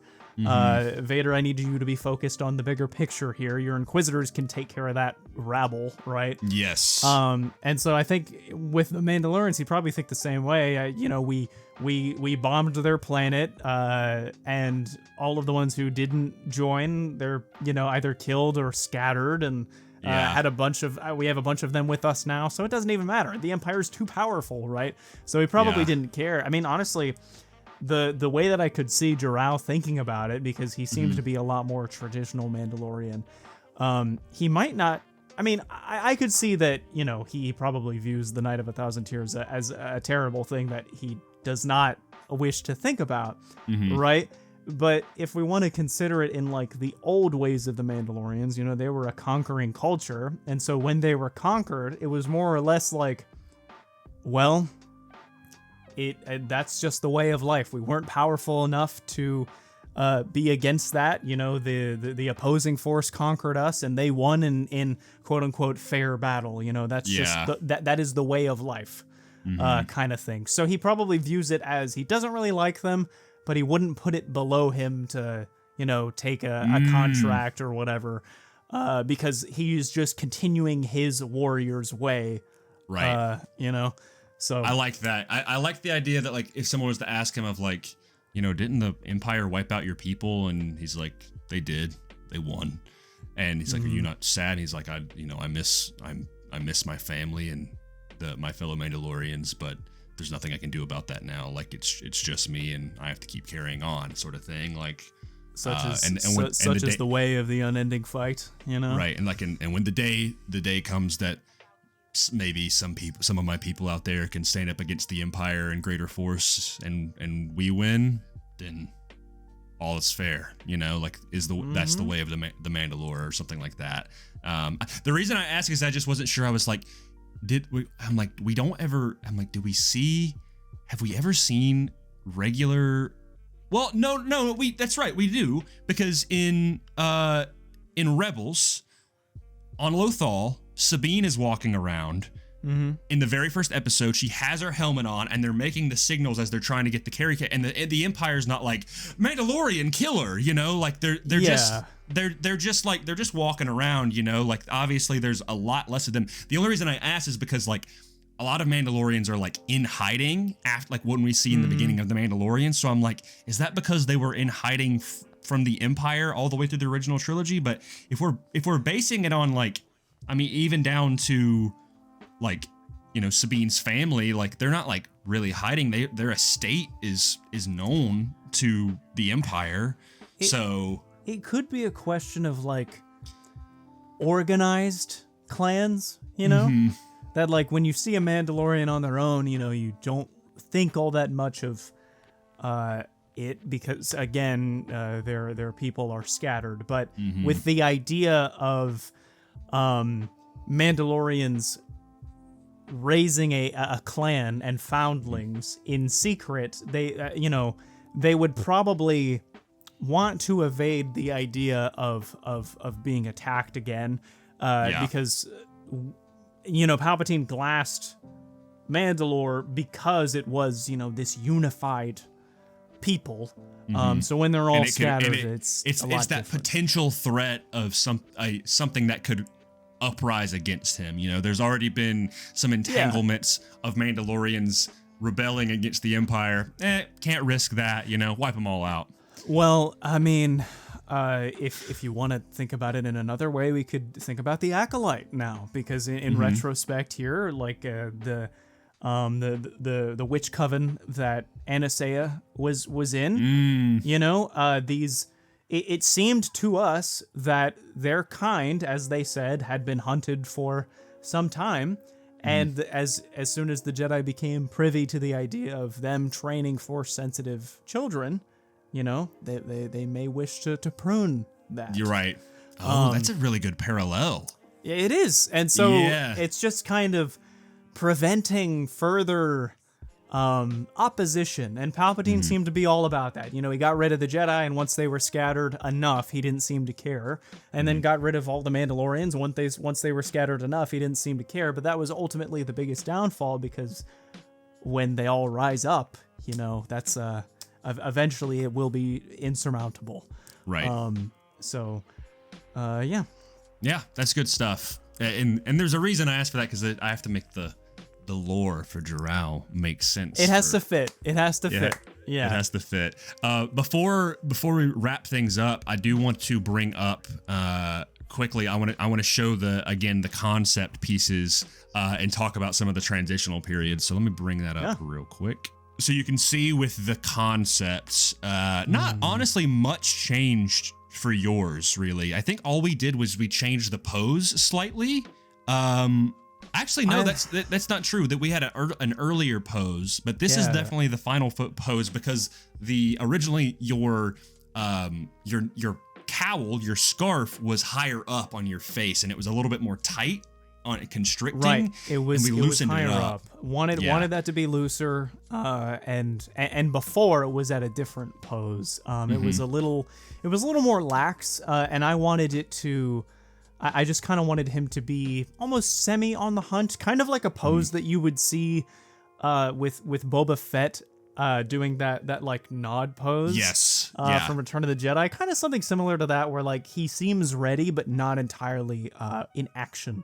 And it's then kind of similar to, even the visor color. So to similar to Boba's cape as well, of like it kind of being slung around the arm, and it's like I love the one shoulder type thing. Yes, dude. I mean, it was one of the big things for like Maroc when we saw he had like the little like the almost like Italian style like side cape. We were like, yo. Oh. Well, actually, I think we inspired it from Starkiller on Raxus. We did. Prime, yes. Which kind of just that very very ragged but almost it was just kind of going over. And to Will's credit, I think we gave that as a reference. We did. And he did it like Starkiller did, where it was like basically at the nose. It was like covering the helmet, originally. And while that did look cool, I think we were like, I really want to see the helmet because it just looks really cool, and you don't want to do that. It also it makes sense because Starkiller was doing that as a way to be able to breathe on Raxus. You're on a planet where it's like it's hot, it's sticky or whatever, like acidic, and like the atmosphere. I mean, it's a trash planet. You're breathing in whatever God knows, and so he has it to cover his face, but it's like you've got a helmet on, so like it has that same idea of being right here, but it's more just kind of on the shoulder and the neck, and it's not as tight. So I think it looks really good. Mine, notably, you can see, like I said, very different in the paint scheme. Originally, I went for that kind of almost like asphalt gray trim with the kind of crimson and then deep navy look. And while I still think that is a cool look, ultimately I am much happier with the gold trimmed, almost ceremonial armor look, and then of course the bright popping red cape as opposed to a black cape. I think that these kind of look like the level 1 looks of these characters, and then the finalized versions are kind of like mastery or prestige skins that you get, Yes. Because I think the colors look pretty faded. We were keeping them a little ground level almost, but then I don't know. I think having the colors make it pop more. Because I mean, I even changed the purple on of the Star Weird paint job. I just made it a little bit. I asked for it to be a bit deeper. Deeper purple. Yep. And then of course changed the visor on top of that. But that's just kind of an inkling of the progression, because even beforehand it was different. And I even forgot to mention, I know that we mentioned that Corvo has a rifle, but that is a Relby, the same as Bosk's that he's carrying, just because I really like that rifle and how it has close to long range capabilities. Again, utilitarian, trying to minimize how much equipment he has, but also maximize how much he can use on the go. I think we even had the idea of like with the batons, it was almost kind of like in a backpack, and I could even see like the Relby could clip onto that, like 100%. Just pop it in right here, because the Relby is not the Ambin rifle where it's this big thing where like on Jarrell it'll be slung around his back just like Din, but with that it's just like put it on the backpack, almost kind of like a commando style backpack in a way. Very very utilitarian. Yes. There's a lot of I think he would be able to put it on his back, or maybe it just has a strap that he can sling over. Didn't we also I believe originally you had 2 pistols, and when we took it down to 1, right? Is that true? I think I was going to change that, but if you look at the final art, okay. I believe he still has it. It's just in the pose it doesn't look like he does. Oh, gotcha. But I think it was that the original pose, it made the guns kind of like flare out a little bit. And so it made it look more clunky. But if they're very close and tight to the chest, I think it'd be fine. Yeah. Or tight to the hip. Tight to the hip. That's just I have one question. Last thing. Your batons, what color do they glow? Do they have a yellow glow, or do they have a purple glow? It's purple. It's purple. It's purple. I couldn't decide, but I think I've decided now. He essentially he took inspiration from the Magna Guards, but I love to believe that he killed a purge trooper and took his batons. Oh, yeah. And then if those weren't able to do it already, found a way to, attach them. Kind of, he modified them himself to be able to attach them for a staff or take them off with the batons. Have we not seen them able to attach them? I swear we have. As far as I know, there's like two. There's just those variants where you'll get the one with the waist cape and the staff, right? And then you'll get the one with the waist cape and the pauldron and the gun, and then you'll get the one with no waist cape, no pauldron, and then the two batons. Right. As far as I know, they didn't have an attached detachment thing, but yeah, I really like the idea of him taking those from Purge Troopers. I know what I'm thinking of. Nightwing from Injustice. Oh, that's what I'm thinking of, because he has the thing, and you can switch it to the mode where he goes, and then he holds it like this and goes, ching, ching, That's kind of what it'll be like. That's basically what it will be like, but instead it's electric batons. Right. And I just love the sound that they make. It's like I just think that it has sick. A very kinetic sound to it. So yeah, that's how those will work. Yeah, that's cool, dude. I like it. I love it, man. Well, that's all I got to talk about Joral and Corvo. You got any final thoughts on them? No, I think that's really it. I'm so pleased with how these two turned out, and dude, yes. It maybe at some point in the future we'll commission Will again for another idea. I would love that. Because I know you and I had been thinking about something to do potentially, but I have thought of an idea, possibly, and there was an idea. Yeah, we'll talk about it when it's ready. But I agree. Okay. I agree. Yeah, I haven't.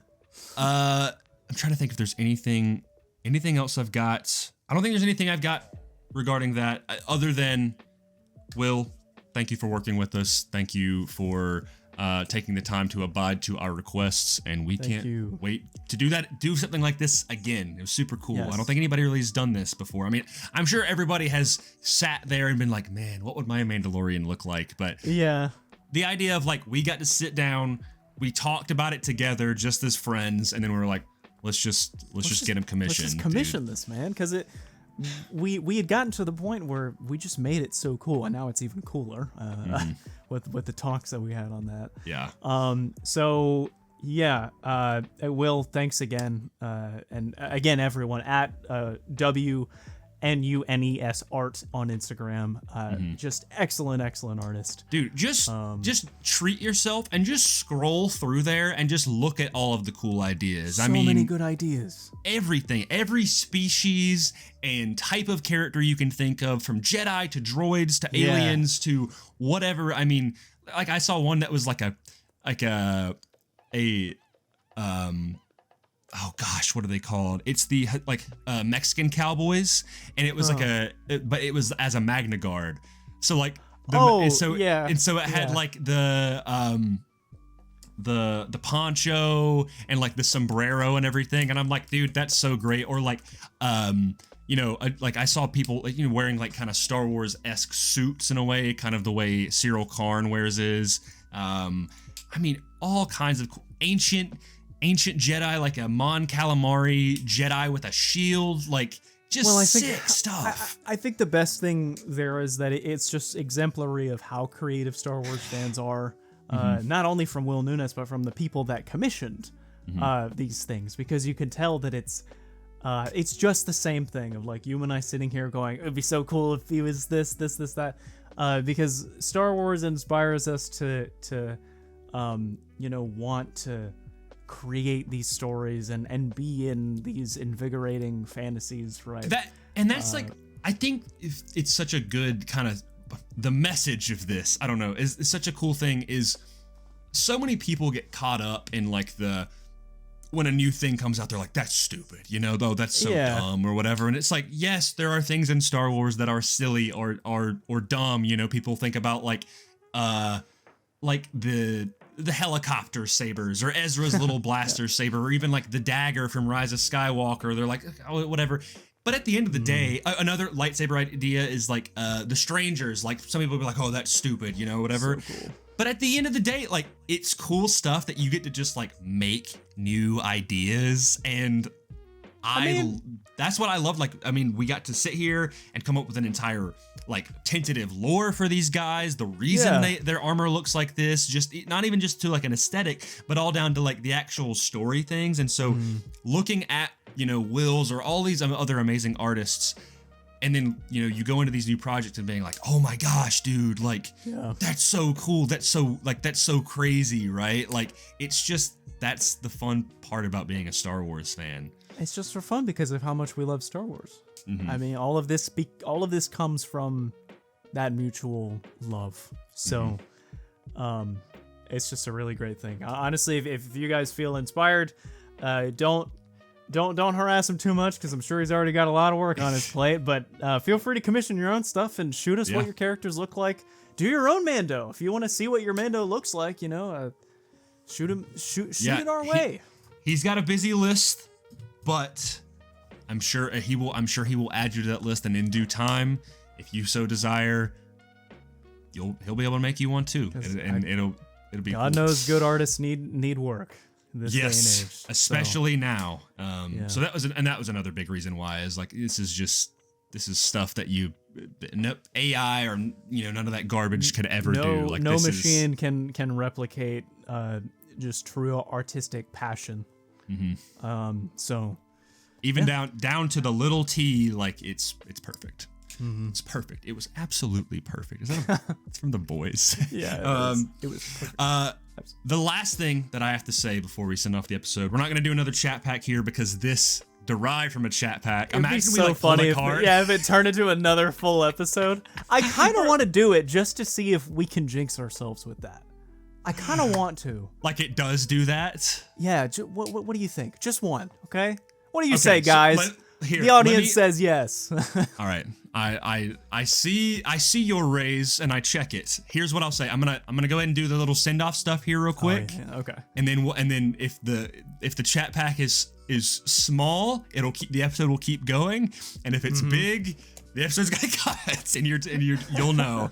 But what I will say is we have some really special content coming down the pipeline now that so it was Ahsoka, and then we had a little bit of a break, and then it was Bad Batch, and then it was Tales of the Empire, and then it was Acolyte.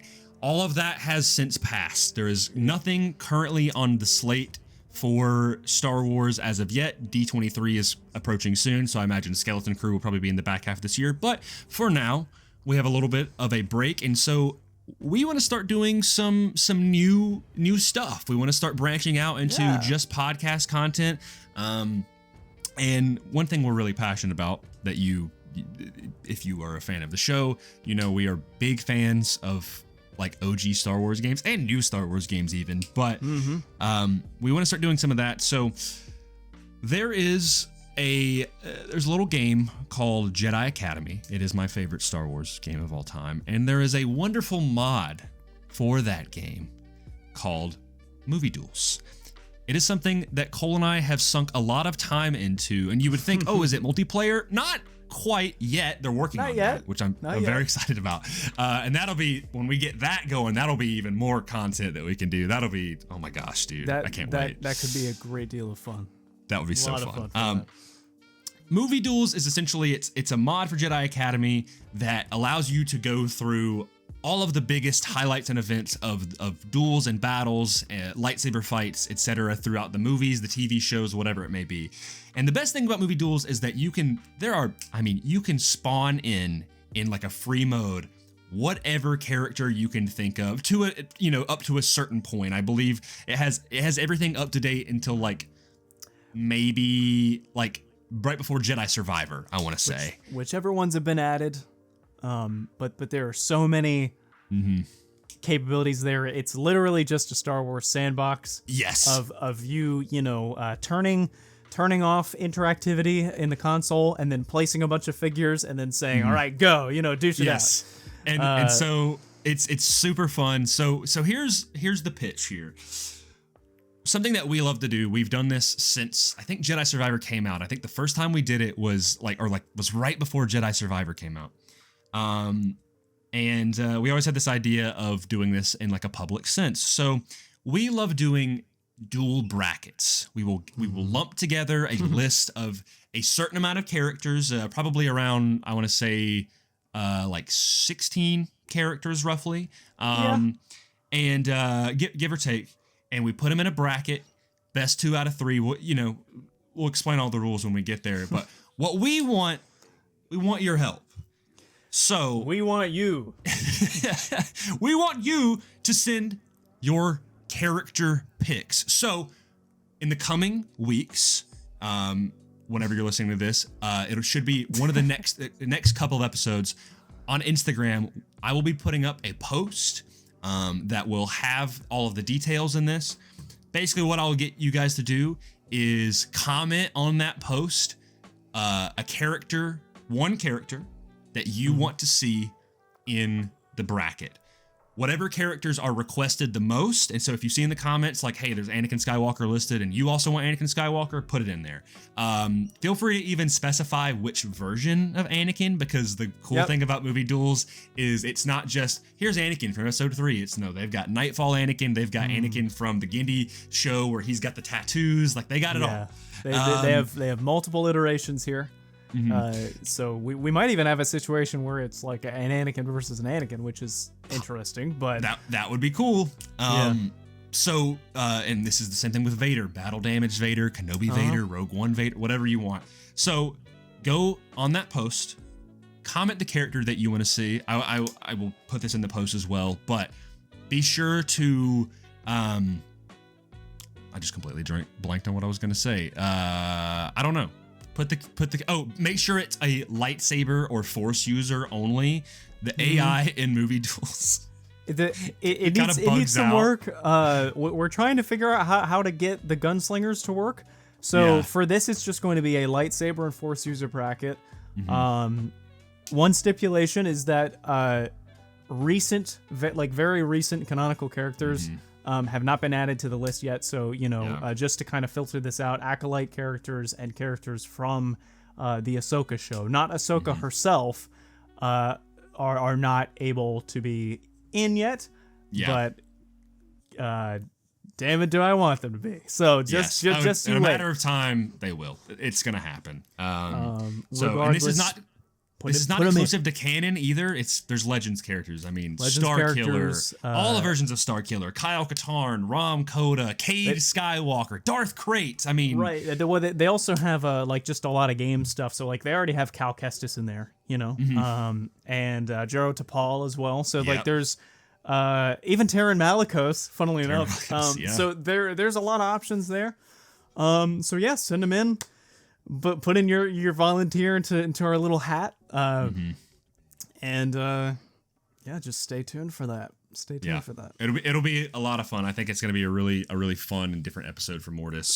Stay tuned for WWSW Throwdown. All right. Well, I'm gonna go ahead and say you can follow me at Shradester8. Cole, where can they follow you? You can follow me at the.cosmic.drifter. Fantastic. Subscribe to his YouTube channel as well. And more importantly, for all of this information about the bracket coming up, follow us at Mortis FM, wherever, but most specifically Instagram. That's where you can keep up with us most to date. And now I grab a card and we see what fate beholds us. Let's see. We'll see.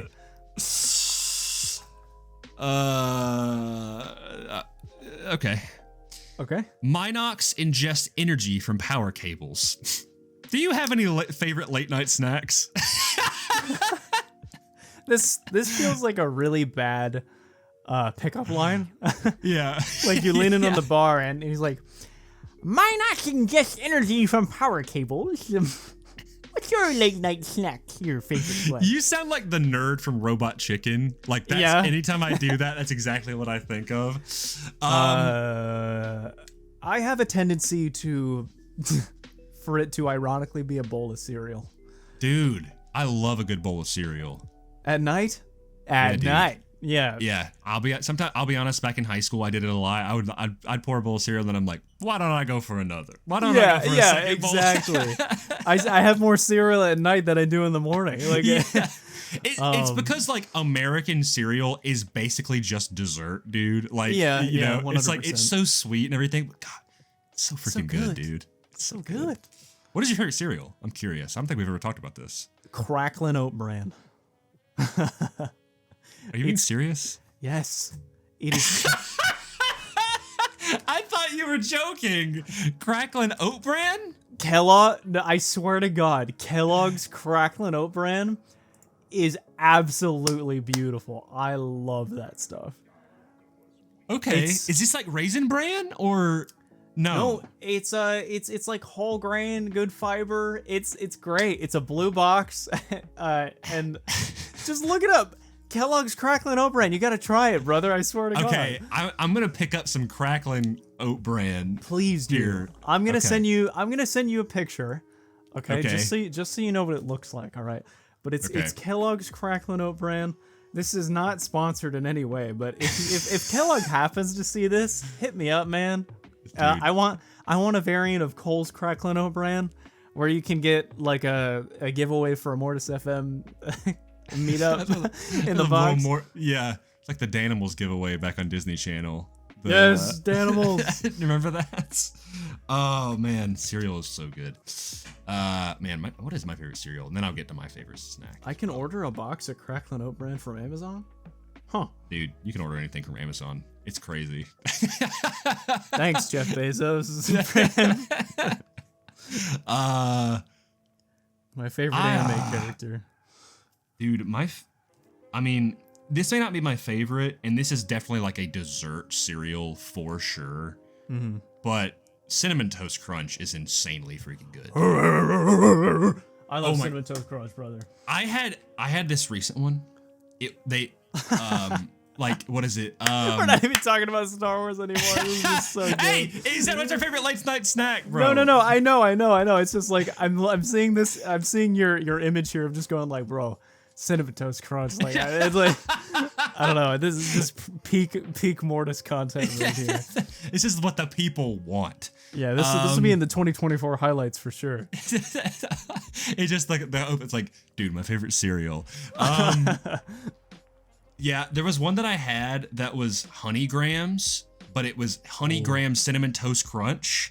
And it was so they combined the two, and I was like, this is insane. Like this is amazing. You're right in that it's just straight up dessert, man. It really is. Like, dude, remember God, what was like the wolf that was like the cookie one? It was literally just little cookies and cereal. Yeah, I know what you're talking about, but I don't remember what it was called. What is it called, dude?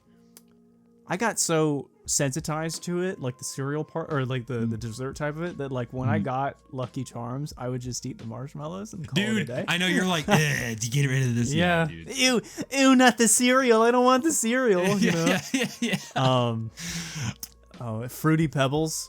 That's just dessert. Dude, yeah. But Cocoa they Pebbles, but then slap. it turns into chocolate milk after you put the Cocoa Pebbles in there, and all the milk turns does. chocolate. It does. Frosted Flakes, Apple Jacks. Dude, you know what? To tie it back to Star Wars, Cyril Karn would be going nuts over this conversation right now. It's funny because his name sounds like cereal. I know. Cereal Shout out Karn to- with his cereal Karn.